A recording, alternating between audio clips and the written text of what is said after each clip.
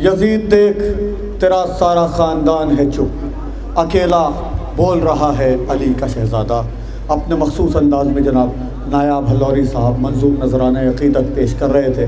آئیے حضرات، ڈاکٹر عباس رضا نیر جلال پوری صاحب کو میں ان 4 مصروں سے آواز دیتا ہوں۔ پوچھتے ہیں وہ طنز میں بھر کر، پوچھتے ہیں وہ طنز میں بھر کر، کس کو روتے ہو اب کہاں ہے حسین؟ پوچھتے ہیں، دو مصرے سنیے گا جہاں تک میری آواز جاتی ہے۔ پوچھتے ہیں وہ طنز میں بھر کر، کس کو روتے ہو اب کہاں ہے حسین؟ مار کر ہاتھ اپنے سینے پر ہم بتاتے ہیں کہ یہاں ہے حسین۔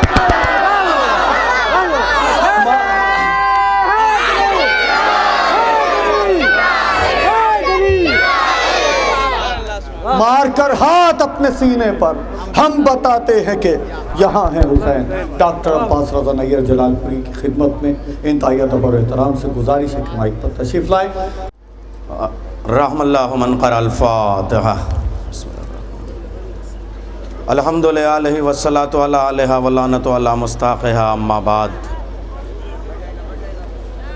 حسین جیت گئے یہ بیان دیتے ہیں، حسین جیت گئے یہ بیان دیتے ہیں، جو 5 وقت مؤذن اذان دیتے ہیں۔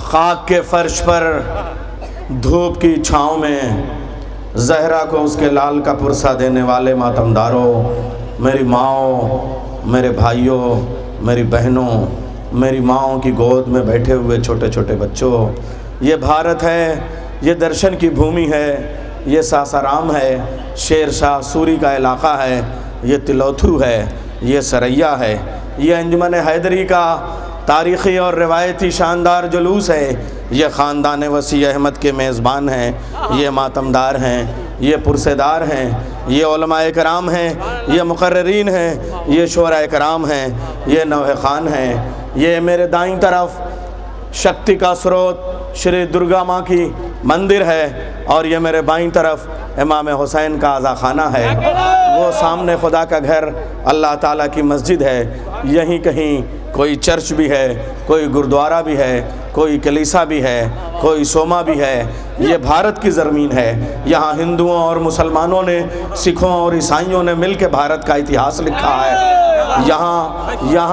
یہاں ہندوؤں نے بھارتی ہو کے حسین کے تعزیے کی آرتی اتاری ہے، یہاں مندروں سے نکل کے ہماری ہندو ماتاؤں اور بہنوں نے امام حسین کے دلدل کے سموں پہ دودھ چڑھایا ہے۔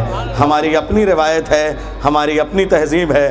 حسین کسی ایک مذہب کا نام نہیں ہے، حسین کسی ایک دھرم کا نام نہیں ہے، حسین کسی ایک ذات کا نام نہیں ہے، بلکہ حسین اکھنڈ بھارت کے پرتیک کا نام ہے، حسین انسانیت کے بچانے والے کا نام ہے، حسین تہذیب کے رچیتا کا نام ہے۔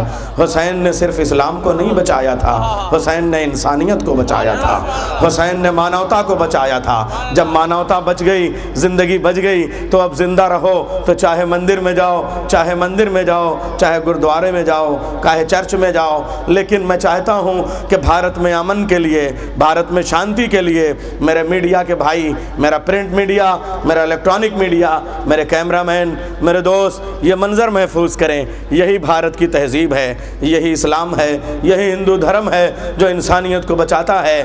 ماں پاروتی سے شیو جی نے کہا تھا کہ ایک انسانیت کو بچانے والا محمد صاحب کے گھر میں آئے گا، وہ ان کا ناتی ہوگا، لیکن افسوس، ہزار افسوس، اسی کا کلمہ پڑھنے والے اس کے ناتی کو بھوکا اور پیاسا قتل کر ڈالیں گے۔ یہ ہندو دھرم میں پہلے سے آتا آیا ہے کہ کوئی نہ کوئی ایک محمد کا نواسہ پیدا ہوگا۔ انگریزوں کے ہاں بھی ایک کانسیپٹ حضرت عیسیٰ کے زمانے سے چلا آ رہا ہے کہ کوئی نہ کوئی حسین آئے گا۔ یہودیوں میں بھی کہیں نہ کہیں روایت ملتی ہے کہ کوئی نہ کوئی حسین آئے گا۔ وہ تہذیب کو بچانے والا آج ہم آپ کی خدمت میں پیش کریں کہ آج ہمارا جی چاہتا ہے کہ اکھنڈ بھارت کی تصویر پیش کریں، نفرتوں کو ختم کر دیں، ہم سب ہندو مسلم سکھ عیسائی کہیں ایک جگہ بیٹھ کے بات کر لیں اور شانتی کی بات کریں، امن کی بات کریں۔ میرے بھائیوں، میرے ہندو بھائیوں، میرے مسلمان بھائیوں، امام جمعہ یہاں موجود ہیں، شاہی امام तमाम यहाँ मौजूद हैं। आइए हम सब बैठ के तय करते हैं कि क्या आपके नमाज जुमा के बाद मस्जिद में हम कोई ऐसी मीटिंग कर लें जिसमें हिंदू भी बैठा हो, ईसाई भी बैठा हो, सिख भी बैठा हो, यहूदी भी बैठा हो, गुरुद्वारे वाला भी बैठा हो। तो आप कहेंगे साहब मस्जिद में गैर मुस्लिम का आना मना है, पाप है, अगर आना होगा तो पहले धर्म परिवर्तन करना होगा। मुसलमान कहेगा हमारा धर्म भ्रष्ट हो जाएगा, हम मंदिर में नहीं जाएंगे। क्या ये मंदिर का ताला खुलवा के मैं इसके अंदर आपके सामने निवेदन करूं बहुत ही विनम्रता के साथ में कि आइए हम सब एक मीटिंग कर लें कि जिसमें हम तमाम हिंदू भाइयों के साथ यहूदी, ईसाई, सिख, मुसलमान सब बैठ के बात कर लें। सब कहेंगे नहीं, यहाँ आने से पहले माथे पे तिलक लगाना होगा। दुनिया कहेगी हम तिलक नहीं लगा सकते, हमारे माथे पे सजदों का निशान है। आइए हम बात करते हैं किसी गुरुद्वारे में चलते हैं, वहाँ बैठ के हिंदू, मुस्लिम, सिख, ईसाई सब बात कर लें। सब ये कहेंगे साहब यहाँ दूसरे धर्म का नहीं आ सकता। आइए किसी चर्च पे खर्च कर दें और वहाँ पे हम एक कॉन्फ्रेंस कर लें और बैठ के बात कर लें कि हिंदू, मुस्लिम, सिख, ईसाई अपने अपने दिलों का मैल, अपने अपने दिलों का गुबार निकाल के शान से शाना मिला के एक जुलूस की शक्ल में भारत की अखंडता के चलें। इसलिए कि ये जनवरी का महीना है, आज 11 तारीख हो गई, 15 दिन के बाद हमारा संविधान और हमारे कानून के रचना की तारीख आ रही है। तो आइए हम भारत का नया इतिहास लिखें और हम सब मिलके हिंदुस्तानियों के चेहरे पे चमक लाने के लिए असलहों को समंदर में फेंक दें और एकता और अखंडता की बात करें। तो मालूम यह हुआ कि चर्च वाला कहेगा साहब अगर आप हमारे यहाँ सब लोग आ जाएंगे तो हमारे पोप साहब तोप चला देंगे, इसलिए हर धर्म का आदमी नहीं आ सकता। एक ही हुसैन गरीब का आलम है जिसके साए में चटर्जी भी है, बनर्जी भी है, मुखर्जी भी है, इधर जी भी है, उधर जी भी है। ये जो छोटे छोटे अलम है, इस हुसैन के अलम के साए में हुसैन की सवारी के साथ न किसी धर्म की शर्त, न किसी मजहब की कैद, न किसी मुल्क की शर्त। किसी भी मुल्क में किसी भी जगह चाहे जब हुसैन के आज़ा खाने में आ जाओ, समझ में आया दुनिया के हर मजहब का इबादत खाना कभी न कभी बंद हो जाता है, लेकिन हुसैन का ताजिया हमेशा उसका दरवाज़ा खुला रहता है। न यहाँ मालूम यह हुआ वहाँ मुसलमान का नहीं जा सकता, यहाँ हिंदू नहीं जा सकता। मंदिर में मुसलमानों के आप आने पे पाबंदी, मस्जिद में हिंदुओं के जाने पे पाबंदी, लेकिन एक हुसैन का आज़ा खाना है, यहाँ न आने पे पाबंदी, न जाने पे पाबंदी। चराग बुझा दिया जाता है, जिसको जाना हो चला जाए, मगर हुर आके बता देता है जिसको आना हो चला आए।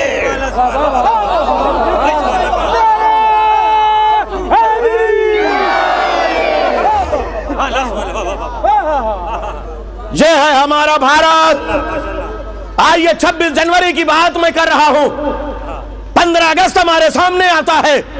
15 अगस्त और 26 जनवरी को हम एक तिरंगा झंडा लेके चलते हैं और उस तिरंगा झंडे के पीछे हमारी मिलिट्री, हमारे फोर्स, हमारे छात्र, हमारे स्टूडेंट, हमारी ताकत, हमारी शक्ति, हमारा बलिदान, हमारी झांकी, हमारी परेड, ये सब चीजें होती है। हमारा मंत्री, हमारा संतरी, हमारी पार्लियामेंट, हमारी काबीना सब उस झंडे के नीचे होती है। क्यों? इसलिए कि महात्मा गांधी ने इसी तिरंगे झंडे के नीचे अपना जुलूस निकाल के अंग्रेजों की गुलामी के चंगुल से भारत को छीन लिया था। और आज 65 साल हो गए महात्मा गांधी राष्ट्रपिता के इस बलिदान के बाद हम सब चैन की और अमन की सांस लेते हैं। यहाँ सब लोग सुकून से जीते हैं। ये आजाद भारत है। महात्मा गांधी ने यह झंडा लेके अंग्रेजों से हिंदुस्तान को गुलामी से आजाद कराया था।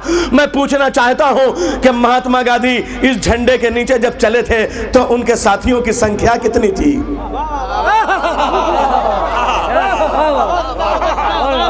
डांडी मार्च चलाने वाले साथियों की संख्या, इस भारत को आजाद कराने वालों की तादाद कितनी थी? महात्मा गांधी कहते हैं 72 लोगों को मैं लेके डांडी मार्च में चला था। ये आपको 72 की संख्या कहां से मिली? महात्मा गांधी कहते हैं यह संख्या मुझे हुसैन की करबला से मिली। मालूम यह हुआ भारत को भी अंग्रेजों की गुलामी से छुड़ाने वाले 72 है, इस्लाम को भी यजीदियत की गुलामी से छुड़ाने वाले 72 है।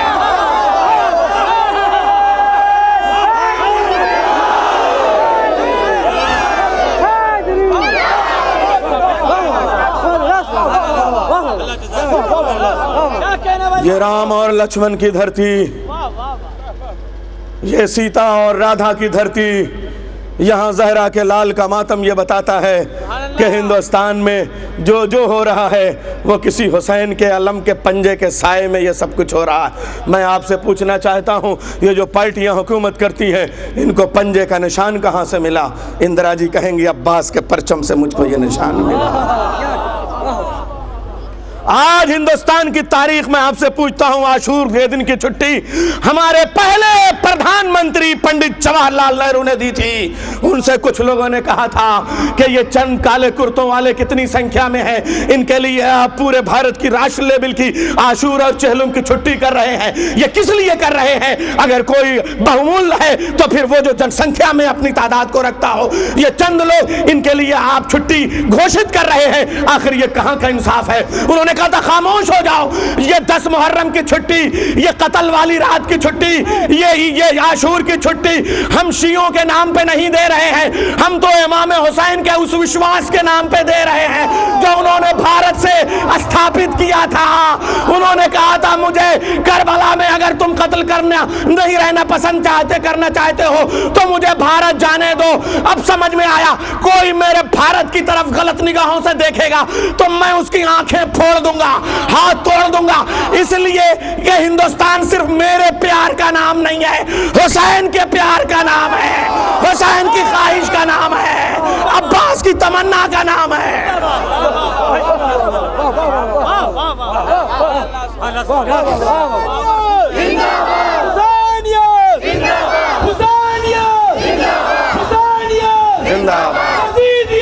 مردہ آباد، مردہ آباد، مردہ آباد۔ آج ہم سب کی آواز اس لیے ایک ہوتی ہے، ایک مقرر دوسرے مقرر کے لہجے کو پہچانتا ہے، دلوں کا درد ایک ہے، آنکھوں میں تیرتا ہوا اضطراب ایک ہے، پیشانی کا مقدر ایک ہے، ماتھے کے لکیروں کی تحریریں ایک ہیں۔ آئیے عزیزو ہم بات کرتے ہیں یہ جینا کس نے سکھایا۔ انگریزوں کے سامنے بھارت کے لوگ نہ جھکے نہ بکے، یہ بھی 2 بھائیوں نے بتایا تھا۔ آج 28 رجب کی تاریخ ہے، اس لیے میں دونوں 28 سفر کی تاریخ ہے، اس لیے میں دونوں کے حوالے سے بات کروں۔ جب معاویہ نے اسلام کو خریدنے کے لیے امام حسن کے سامنے رشوت کی تھیلیاں بھیجی تھی کہ آپ کسی طریقے سے مان لیں، تو امام حسن نے ٹھوکر مار کے بتایا تھا کہ امامت اسے کہتے ہیں جو سکوں کی چھنکار کے آگے بک نہ سکے۔ جب وہاں ہار گیا تو جتنی بڑی رشوت ہوتی ہے ناکامی پہ اس سے بڑی دھمکی ہوتی ہے۔ امام حسین کے سامنے دھمکی دی کہ بیعت لے لو، بیعت کر لو۔ یزید نے باپ ناکام ہوا تو یزید نے دھمکی دی کہ بیعت کر لو ورنہ سر کاٹ دیا جائے گا۔ امام حسین نے بتایا امامت وہ ہوتی ہے جو تلوار کی دھار کے سامنے جھک نہیں سکتی۔ آج یہ 2 رنگ ہیں، ایک سبز رنگ اور ایک ہرا رنگ۔ ہرا رنگ حسن کا، سبز رنگ حسن کا، اور یہ سرخ رنگ امام حسین کا۔ آئیے عزیزو مہاتما گاندھی نے 15 اگست کو ترنگے کے نیچے بھارت کو آزاد کرایا، اس لیے ہر بھارت واسی پہ واجب ہے کہ اپنے گرم گرم بستروں سے نکل کے، اپنے محلوں کو چھوڑ کے، اپنی کوٹھیاں چھوڑ کے، اپنی حویلیاں چھوڑ کے 15 اگست کو راج پتھ پہ آئے، سرکاری دفتر میں آئے، اپنے پارلیمنٹ کے سامنے آئے اور بھارت کے ترنگے کے سامنے سلامی دے۔ اگر کوئی 15 اگست کو ترنگے کے سامنے آ کے سلامی نہیں دیتا تو وہ راشٹر کا غدار مانا جائے گا، کیوں؟ اس لیے کہ اسی ترنگے نے بھارت کو انگریزوں سے بچایا تھا۔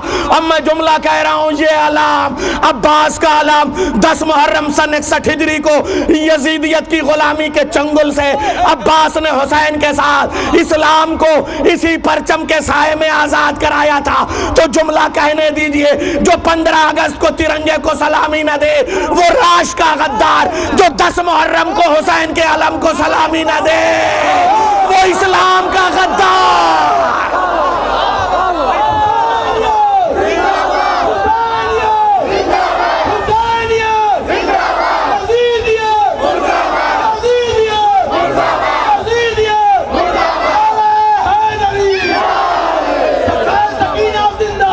زندہ باد، زندہ باد، زندہ باد، زندہ باد، زندہ باد، زندہ باد۔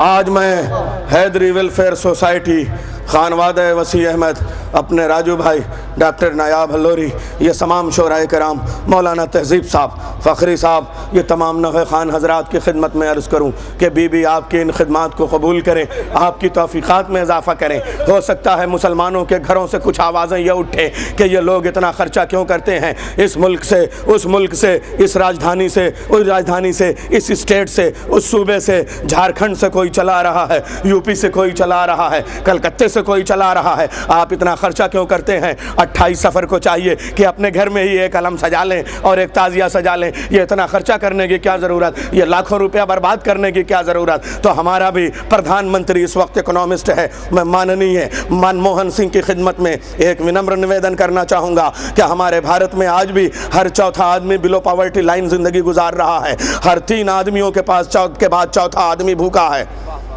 हर 3 आदमी के बाद चौथा आदमी भूखा है। यही भारत में भी चला आ रहा है, यही इतिहास में भी चला आता था। तो फिर आप दो दौलत को तकसीम करिए, गरीबों में स्कूलों में खर्च कीजिए। ये 26 जनवरी को आप इतना बड़ा खर्चा क्यों करते हैं? ये तमाम राजधानियों से, तमाम रियासतों से आप परेड क्यों निकलवाते हैं? हर जगह की एक झांकी होगी, हर जगह की परेड होगी, हर जगह के नौजवान पहुँचेंगे, हर जगह की मिलिट्री पहुँचेगी, हर जगह की सिपाही पहुँचेगी। इसमें मामूली खर्चा नहीं होता। टेलीविज़न पे आप देखें, 15 दिनों के बाद गणतंत्र दिवस होगा, मगर 15 दिनों पहले से रिहर्सल हो रही है कि प्रधानमंत्री कहां बैठेंगे, तिरंगा कहां लगाया जाएगा। कोई बात नहीं, हवाएं खाक उड़ा रही हैं, आपके सरों पे मातम कर रही हैं। इस वक्त हवाएं या हुसैन कह रही हैं। इस वक्त सोन नदी का पानी कुछ प्यासों की याद में अपने सरों को किनारों से टकरा के यहां से चला जा रहा है। इस वक्त गुबार मातम कर रहे हैं। मैं आपकी खिदमत में अर्ज करना चाहूंगा मनमोहन जी से कि आप ये पैसा तकसीम कर दें। ये आप करोड़ों रुपया बर्बाद क्यों करते हैं?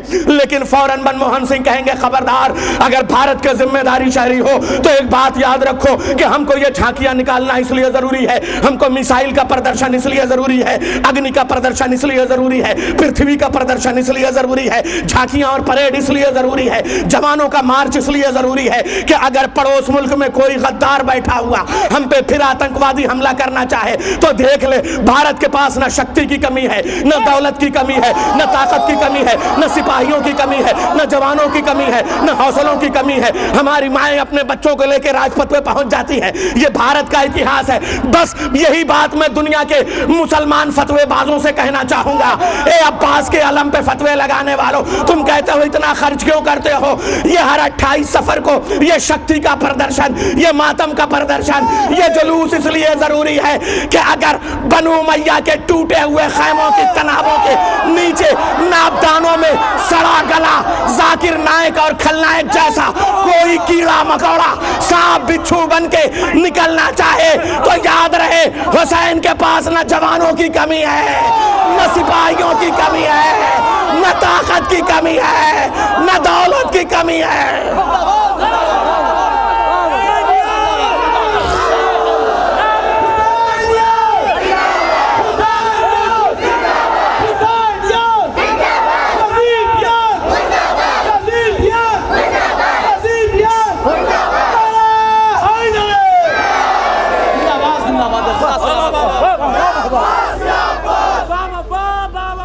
या अब्बास या अब्बास की तमन्ना या अब्बास, या अब्बास या अब्बास की तमन्ना या अब्बास, या अब्बास या अब्बास जिंदाबाद, खुदा सलामत रखे, या अब्बास या अब्बास,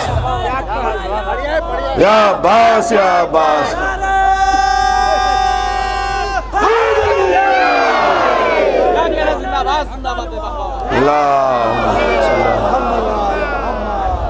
आपने देखा आज बड़े भाई का, बड़े नवासे का मातम है जो हरे रंग का अलम है, लेकिन आज मुझे इस मंदिर पे लगा हुआ परचम कुछ याद दिलाता है। मेरे कुछ भाइयों ने फरमाइश की कि आज भी हज़रत अब्बास के रोज़े पे आप जाइए तो हरम के ऊपर सुर्ख रंग का परचम लगा रहता है। 1500 साल हो गए हज़रत अब्बास का हरम है और उस गुंबद पे ये लाल रंग के परचम का क्या मतलब? लाल रंग का अलम किस बात की निशानी देता है? मेरे यहाँ 2 ऐसे दोस्त, बल्कि 3 दोस्त ऐसे हैं जिन्होंने बचपन से हम लोगों ने एक साथ ज़िंदगी का सफ़र शायरी और अदब के हवाले से किया। मेरे भाई नायाब हल्लोरी جناب وقار سلطانپوری، جناب فخری میرٹھی صاحب۔ فخری میرا ایک ایسا دوست کہ جب میں آج سے 99 میں پی ایچ ڈی کر رہا تھا لکھنؤ یونیورسٹی سے، میرا ٹاپک تھا symbols of Karbala in literature. جب میں سمبلس آف کربلا پہ پی ایچ ڈی کر رہا تھا 7 سال تک، تو دوسرے ملکوں سے جب کتابیں لے کے میرا بڑا بھائی فخری میرٹھی آتا تھا اور میرے چھوٹے بھائی کے طریقے سے مجھے لے کے چلتا تھا، میں لائبریریوں کے اوراق پہ تاریخ کے حوالے ڈھونڈتا رہتا تھا کہ کلر کی زبان کیا ہوتی ہے، کلر کی لینگویج کیا ہوتی ہے، رنگوں کی فلسفی کیا ہوتی ہے، عاشور کا فرہنگ کیا ہے، عاشور کے دن استعمال ہونے والے رنگوں کی زبان کیا ہے، عاشور کے دن استعمال ہونے والے اسلحوں کی زبان کیا ہے۔ تو مجھے پتہ چلا کہ اسلام میں جب جنگیں ہوا کرتی تھیں تو 3 مہینے حرمت کے آتے تھے جو محرم پہ آ کے ختم ہوتے تھے، تو 3 مہینے جنگیں روک دی جاتی تھی، پھر پہلی سفر سے جنگ ری سٹارٹ ہوتی تھی۔ جنگ صفین 3 مہینے تک روکی گئی تھی، اور پھر پہلی سفر سے 10 سفر تک مولا کائنات نے جنگ کی تھی، اور رات بھر تلواریں چلی تھیں۔ تو جب یہ تلواریں چلتی تھیں تو جب حرمت کا مہینہ آتا تھا تو پھر لوگ سرنڈر نہیں ہوتے تھے، بلکہ اپنا پرچم نصب کر کے اپنے علاقوں کو واپس جاتے تھے۔ اگر وہ سفید پرچم لگا دیں تو یہ اس بات کی پرتیکاتمک بھاشا ہوتی تھی، یا اس بات کی شیلی ہوتی تھی، یا اس بات کا سمبل ہوتا تھا، یا اس بات کا استعارہ ہوتا تھا، یا اس بات کی علامت ہوتی تھی کہ ہم سرنڈر کرتے ہیں، اپنے ہاتھوں کو کھڑے کر لیتے ہیں، سفید کبوتر اڑا دیتے ہیں، سفید پرچے بانٹ دیتے ہیں، سفید پرچم لگا دیتے ہیں۔ تم سب آؤ ہمارے ملکوں میں، ہم کو غلام بنا لو، ہم کو بندی بنا لو، عورتوں کو کنیز بنا لو، آ کے راج پاٹ کرو، اور ہم سرنڈر ہوتے ہیں، جیسا آپ کہیں گے ویسا ہم مانتے ہیں۔ سفید پرچم لگتے ہی دوسرے ملک والے 3 مہینے کے بعد آتے تھے اور آپ کے علاقے میں اپنا جھنڈا گاڑ دیتے تھے۔ لیکن اگر دشمن فوجیں لال رنگ کا پرچم نصب کر کے جائیں تو اس بات کی زبان ہوتی تھی، اس بات کی بھاشا ہوتی تھی کہ خبردار، جہاں پہ ہم نے یہ لکیر کھینچی ہے اس سے آگے بڑھنے کی ہمت کرو گے تو پیر کاٹ لیے جائیں گے، خبردار اس سے آگے مت بڑھنا، یہ سرخ رنگ کا پرچم ہے۔ اپنی توجہات حسینیت کی آوازوں کی طرف بلند رکھیں، اس لیے کہ حسین کی اذان خدا کی اذان سے مختلف نہیں ہے۔ جو 5 وقت مؤذن اذان دیتے ہیں، حسین جیت گئے یہ بیان دیتے ہیں۔ تو اگر سرخ رنگ کا پرچم ہے تو وہ اس بات کی علامت ہے، سرخ رنگ کا پرچم، کہ جنگ یہیں سے پھر شروع ہوگی۔ اب سمجھ میں آیا، جناب زینب شام سے رہا نہیں ہوئی ہے بلکہ شام کو فتح کیا ہے۔ رہائی پانے والی عورت کی سائیکالوجی یہ ہوتی ہے کہ اگر کسی کو حوالات اور جیل سے نکال کے لائے، اس سے پوچھیں گے کہاں جاؤ گے، وہ کہے گا سیدھے اپنے گھر جاؤں گا۔ سید سجاد اور جناب زینب نے پھپھی اور بھتیجے نے رہائی پانے کے بعد یہ نہیں کہا کہ ہم سیدھے مدینے جائیں گے، پہلے کہا کہ ہم جھنڈا گاڑیں گے، مجلس کریں گے، پیغام دیں گے، فتح کا اعلان کریں گے۔ زینب رہائی پانے والی قیدی کا نام نہیں ہے بلکہ شام کو فتح کرنے والی فاتح بھائی کی فاتح بہن کا نام ہے۔ اسی لیے جناب زینب کی تربت پہ آج بھی سونے کا تاج یہ بتاتا ہے کہ ملک کسی کا بھی ہو، حکومت زینب کی ہے۔ دنیا کے 2 ہی قدیم ترین ملک ہیں، ایک عراق، ایک شام۔ عراق پہ عباس کا قبضہ، شام پہ زینب کا قبضہ۔ اور زینب جب شام میں جاتی ہیں تو شام میں جا کے اپنے بھائی عباس کی تربت پہ سرخ رنگ کا پرچم نصب کرتی ہیں۔ یہ اس بات کی علامت ہے کہ جنگ کربلا ختم نہیں ہوئی ہے بلکہ یہ جنگ ابھی جاری ہے۔ سرخ رنگ کا پرچم، جب بھی یہ جنگ ہوگی یہیں سے پھر شروع ہوگی۔ زینب نے بتا دیا تھا کہ کربلا کی جنگ ختم نہیں ہوئی ہے بلکہ عباس کا پیکر بدل گیا۔ عباس تاریخ میں ایک نہیں ہے، تاریخ میں 2 عباس ہیں، بلکہ یہ دونوں ایک ہیں، ایک حسین کے خیمے کا عباس، ایک پردہ غیبت کا عباس۔ زینب نے بتایا تھا کہ جب یزید نے قرآن پہ حملہ کیا تھا تو ایک عباس حسین کے خیمے سے آیا تھا، اور جب وقت کا یزید قرآن پہ حملے کرے گا تو ایک عباس پردہ غیب سے چلا آئے گا۔ اے میری بیوی زینب، آؤ یہ ماتم قبول کر لو، یہ پرسہ قبول کر لو۔ اے سید سجاد، دیکھیں جب ہم مجلس کی بات کریں گے تو حسن اور حسین کی بات کریں گے، لیکن جب جلوس کی بات کریں گے تو 2 ہی نام ابھر کے آئیں گے، یا زینب کبریٰ کا نام آتا ہے یا سید سید سجاد کا نام آتا ہے۔ یہ جلوس عزا، یہ ماتم کی تصویریں، یہ تقریریں، یہ سب زینب اور سجاد کی سیرت ہیں۔ زینب کوفہ اور شام کے راستے میں کھڑے ہو کے کربلا کا پیغام عام کرتی تھی، اور جب ہاتھوں کو بلند کر کے ماتم کرتی تھی، اپنے ہاتھوں پہ حسین کا نام لکھتی تھی، ہتھیلیوں کو چوم لیتی تھی۔ یزیدی سپاہ نے کہا یہ تو انقلاب لا دے گی، اس لیے زینب کا ہاتھ پس گردن باندھ دیا جائے، سید سجاد کے ہاتھوں میں ہتھکڑیاں باندھ دی جائیں۔ ہاں ارباب عزا، کلیجہ چاہیے سید سجاد کی سیرت کو۔ ایک منظر ہے، میرا بھائی نایاب ہلوری کل بیان کر رہے تھے کہ جب زہیر قین نے حضرت حر سے کہا تھا کہ اسلحے یہیں روک دو، حضرت حر نے کہا تھا آج تک دنیا میں کسی ماں نے ایسا بیٹا جنا ہی نہیں جو حر کے بدن سے اس کے اسلحے اتروا سکے۔ اگر حسین کا معاملہ نہ ہوتا تو پھر یہ اسلحے اتارنے والے کے ہاتھ اس کے بدن سے اتار کے پھینک دیتا۔ زہیر قین نے کہا اتشجعونی، کیا تم مجھے شجاعت دلاتے ہو؟ دنیا میں آج تک کسی ماں نے ایسا بیٹا بھی نہیں جنا جو حسین کے پاس اسلحوں کے ساتھ آ جائے۔ ہاں ارباب عزا، حر جیسے لجام فرس پہ ہاتھ ڈالنے والے دشمن سپاہی اور کمانڈر ان چیف کو پانی پلانا حسین جیسے کریم کا کلیجہ تھا۔ لیکن ایک جملہ کہوں گا، حسین آپ پہ کرم کی تاریخ ختم ہوتی ہے، سید سجاد سے کرم کی تاریخ شروع ہوتی ہے۔ ہاں بتاؤں ارباب عزا، واقع کربلا کے 1.5 سال کے بعد مدینے پہ جب یزید کی فوجوں نے حملہ کیا، ینبوع میں میرا چوتھا امام حضرات مخدرات عصمت کو لیے ہوئے وہاں پہ قیام پذیر تھا، مجلس و ماتم میں مصروف تھا۔ جب مدینے میں گھوڑوں نے اینٹ سے اینٹ بجا دی، صحابہ کی عورتیں اور ان کی بیٹیاں ان کے ظلم کا نشانہ بن گئیں، مسجد نبوی میں گھوڑے باندھ دیے گئے، قرآن کو جلا دیا گیا۔ اے ذاکر نائک، کس یزید کو معاف کراؤ گے؟ جس نے قرآن جلایا کیا یزید وہ معافی کے لائق ہے؟ جس نے خانہ کعبہ کے تبرکات جلا دیے کیا وہ یزید معاف کرنے کے لائق ہے؟ جس نے صحابہ کی بہو بیٹیوں کی حرمتوں کو پامال کر دیا کیا وہ یزید معافی کے لائق ہے؟ ارباب عزا، ایسے میں حجاج ابن یوسف اور حسین ابن نمیر کی وہ کیفیت تھی، دونوں ایک دوسرے کو دوڑا رہے تھے۔ حسین ابن نمیر ہاپتا کاپتا، زبان منہ سے لٹک رہی تھی، چہرہ سولایا ہوا تھا، بالوں پہ غر تھی، اور آ کے میرے مولا چوتھے امام کی چوکھٹ کے پاس گر کے کہتا ہے سجاد بچا لو، سجاد بچا لو، الامان الامان، الحفیظ الحفیظ، مجھے پناہ چاہیے، مجھے پناہ چاہیے۔ بیت الشرف کا دروازہ میرے چوتھے امام نے کھولا۔ دروازہ کھولنے کے بعد دیکھا کہ وہ جان دم توڑ دے گا، دیکھا حسین ابن نمیر سانسیں نہیں لے پا رہا ہے، دم گھٹا جا رہا ہے، اپنے ہاتھوں سے پانی کا برتن لے کے آئے، حسین ابن نمیر کو پیش کیا، یہ پانی تو پی لے، تو اس وقت پناہ لینے کے لیے آیا ہے۔ اپنے ہاتھوں سے پانی پلایا، جب برتن کا پانی ختم ہو گیا اس میں اور پانی ڈالا، گھبرا کے بھاگنا چاہ رہا تھا۔ مولا نے کہا بھاگ نہیں، تو بڑا بھوکا بھی لگتا ہے، یہ کھانے کا بھی سامان میں دیے دے رہا ہوں، یہ بھی اپنے ساتھ باندھ لے۔ باس آزادارو، اب جو وہ گرا ہے زمین پہ تو اٹھ کے کہتا ہے مولا آپ نے شاید مجھے پہچانا نہیں۔ میرے چوتھے امام نے کہا خوب پہچانا حسین، خوب پہچانا۔ کہا بتائیے میں کون ہوں؟ کہا تو وہی تو ہے۔ بس ارباب عزا ماتم کرو، بڑا قیامت کا جملہ ہے، میں پڑھتے پڑھتے مر نہیں جاؤں گا، آپ سنتے سنتے مر نہیں جائیں گے، مگر سوچے تو دماغ کی نسیں پھٹ جائیں۔ میری ماں اور بہنوں، اے سخی دل رکھنے والے ماتم دارو، میرے چوتھے امام کا کلیجہ دیکھو۔ چوتھے امام نے کہا اے حسین ابن نمیر، خدا تجھ پر لعنت کرے، تو وہی ظالم ہے کہ جس نے میرے بھیا ہم شبیہ پیغمبر علی اکبر کے کلیجے کو اپنی برچھی کے پھل میں اچھال کے میرے غریب بابا حسین کی طرف دکھا کے کہا تھا حسین کیا تمہارے پاس اب کوئی اور جوان نہیں ہے جسے مقتل میں بھیجو؟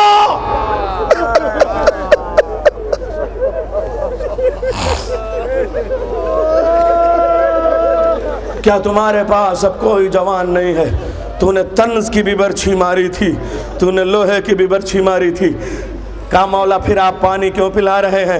کہا پانی اس لیے پلا رہا ہوں کہ تیرے انتقام کی ایک تاریخ مقرر ہے، مختار تمہارا سر قلم کرے گا، اس دن میں مسکراؤں گا، لیکن اگر کوئی میرے دروازے پہ پناہ لینے کے لیے آ جائے اور پناہ مانگ رہا ہو، اس وقت اس کا سر قلم کرنا شرافت بنو ہاشم میں حرام ہے۔ ہاں ارباب عزا، میرا چوتھا امام پرسہ دے لیجئے، یہ سفر ہے اور یہ 40 کے بعد کا سفر ہے، لٹا ہوا قافلہ واپس جا رہا ہے۔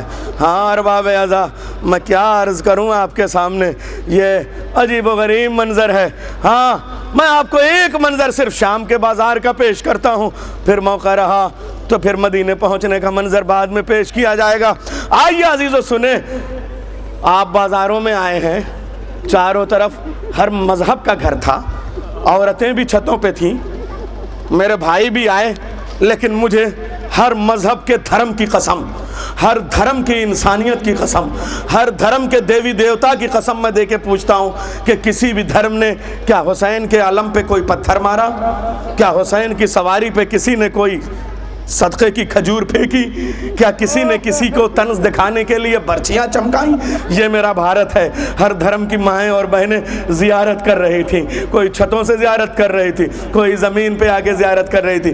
کچھ یاد آیا، بازار میں سب آئے ہیں لیکن پرسہ دینے کے لیے آئے ہیں، پتھر مارنے کے لیے نہیں آئے ہیں۔ ایک جلوس عزا بازار شام سے آج سے 1500 سال پہلے گزرا تھا، آگے آگے ایک ساربان تھا، ہاتھوں میں ہتھکڑیاں، پیروں میں بیڑیاں، پیچھے پیچھے کچھ عورتیں تھیں جن کے سر پہ چادر نہیں۔ کیا منظر تھا! میری بی بی زینب جب مدینے میں اپنی ماں کی تربت پہ گرتی ہے تو خود کو ایسے گرایا جیسے عباس نے ترائی پہ اپنے آپ کو گرایا تھا۔ وہاں بازو کٹے تھے، یہاں بازو بدنے کے بعد بے جان ہو چکے تھے۔ ایک مرثیہ پڑا، اے اماں پچھتائے گی وہ مصیبت جو تیری زینب پہ نہیں ٹوٹی۔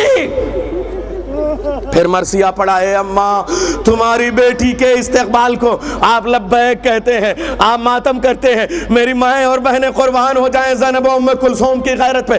جملہ کا، اے اماں تمہاری بیٹی کے استقبال کو شام والے 2 حصوں میں بٹ گئے تھے، مرد اپنے ہاتھوں میں پتھر لے کے بازاروں میں اتر آئے تھے، عورتیں اپنے ہاتھوں میں صدقوں کی کھجوریں لے کے چھتوں پہ جا کے بیٹھ گئی تھی۔ کوئی میرے بھائی کے سر پہ پتھر مارتا تھا، کوئی تیری بیٹی کے سر پہ صدقوں کی کھجوریں پھینکتی تھی، اور میں آواز دیتی تھی کہ میں سادات ہوں، صدقہ مجھ پہ حرام ہے۔ ہاں ارباب اعضا، آپ کا جلوس عزا صبح سے نکل گیا، نماز صبح سے تیاریاں ہو رہی ہیں، بلکہ کل شب سے تیاریاں ہو رہی ہیں، مغرب تک یہ جلوس رہے گا۔ اس جلوس کے اوقات اور نظام الاوقات کو دیکھ کے مجھے ایک جملہ یاد آیا، کتنا بڑا سفر آپ نے طے کر لیا، کہاں سے جلوس لے کے آئے تھے، کہاں تک جلوس لے کے جائیں گے۔ جو لوگ شام کی زیارت کو گئے ہیں ان سے میں پوچھوں گا، بازار شام کتنی دیر کا راستہ ہے، کتنا مختصر سا فاصلہ ہے؟ 5 منٹ میرے بھائی، 5 منٹ سے زیادہ کا فاصلہ نہیں ہے۔ 5 منٹ میں آپ اس دروازے پہ قدم رکھیں گے، اس دروازے پہ پہنچ جائیں گے۔ منہال نے پوچھا، مولا سید سجاد آپ کو بازار شام سے گزرنے کے لیے کتنا وقت لگا؟ میرا مولا کہتا ہے جب اس بازار کے پہلے دروازے پہ میں نے قدم رکھا تو نماز صبح کا اول وقت تھا، جب یہ بازار ختم ہوا تو نماز مغرب کا وقت ہو چکا تھا۔ نہیں، ابھی ایک جملہ اور آپ سے پوچھوں، کم سے کم جب جلوس بڑھ جائے گا سب اپنے گھروں کو چلے جائیں گے نا، کوئی گیا چلا جائے گا، انجمنیں اپنے شہروں میں واپس چلی جائیں گی، مگر ہائے عابد بیمار کیا قیدیوں کا جلوس ہے، سب اپنے گھر چلے جائیں گے۔ زینب اور سجاد سے پوچھو، 72 گھنٹے یزید کے دربار کے سامنے انتظار ہوتا رہا کہ 700 کرسیوں پہ مندوبین آ کے بیٹھ جائے، نہ یزید کا شطرنج ختم ہوتا تھا، نہ قافلے کو اندر آنے کی اجازت دی جاتی تھی۔ منہال نے پوچھا، مولا یہ 5 دقیقے کا راستہ آپ کو دن بھر کیوں لگ گیا؟ بس ارباب اعضا آپ کے ہاتھ کھلے ہیں، خوب ماتم کر رہے ہیں۔ جملہ کہہ دوں، میرا چوتھا امام کہتا ہے کہ ہر بازار سے گزارنے کے لیے خدا لعنت کرے یزید پر اور اس کے سپاہیوں پہ، میرے لیے ایک مخصوص قسم کی زنجیر بنائی جاتی تھی۔ بازار شام میں جو زنجیر بنائی بنائی گئی تھی اس کے 3 حلقے تھے، اس کے 3 حلقے تھے۔ پہلا حلقہ میرے گلے میں تھا جو اندر سے خاردار تھا، 2 چھوٹے چھوٹے زنجیروں کے سرے تھے، اس میں چھوٹے چھوٹے حلقے تھے۔ ایک حلقے میں میری سکینہ کا گلا کسا تھا، ایک حلقے میں محمد باقر کا گلا کسا تھا۔ اب میں اٹھنا چاہتا تو کبھی سکینہ کا گلا کس جاتا، کبھی محمد باقر کا گلا کس جاتا۔ میں نے یہ پورا بازار کوہنیوں کے بعد آہستہ آہستہ ٹھوکریں کھا کھا کے سجدے میں گر گر کے طے کیا۔ ارباب ازا، بس یہ جملہ ختم ہے، سجدے کے بل طے کیا میں نے یہ قافلہ۔